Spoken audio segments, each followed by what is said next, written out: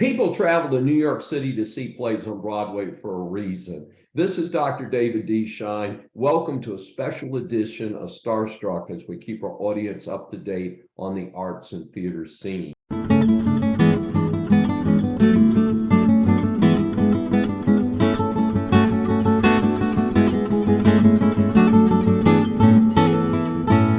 I was in New York City recently and had a chance to check out the Broadway production of Sweeney Todd. The subtitle of this strange musical is The Demon Barber of Fleet Street. While we have great theaters in Houston, sometimes it helps to see where many of these plays get their start. First, a little bit about the play. This is another Stephen Sondheim musical. As many of you know, he recently passed away.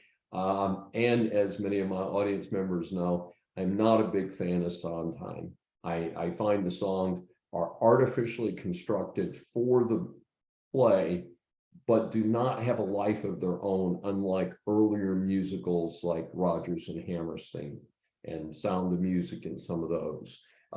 But I can't think of a single song from this musical after the fact. It's just that simple. It's entertaining. It's okay. At the same time, the plot is pretty brutal. So we have a barber, and he decides to off some of his customers if he doesn't like the way they treat him or pay him or whatever. And he pairs up with his girlfriend, who of course runs a meat pie bakery next door. And so he slaughters some of his select customers, drops them down a chute, and then she turns them into meat pies. Folks, I can't make this up. That is really the plot of Sweeney Todd. And so in this production, Josh Groban, his well-known singer and performer, stars in the lead role. Honestly, it was good effort, but not wow. In the key role of the baker girlfriend, on the other hand, is Annalee Ashford. She definitely steals the show, has a great voice, and she puts some real energy into it. She gets after it.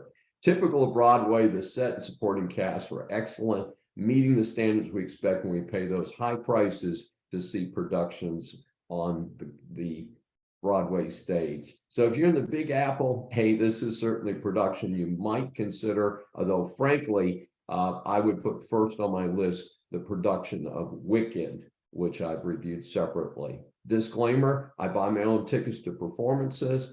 I attend as an audience, do not identify myself as a reviewer, and do not promise to do a review. Dr. Dave awards 4.5 stars to the Lunt-Fontanne Theater for its production of Sweeney Todd. If you've enjoyed this production, please subscribe on your favorite platform.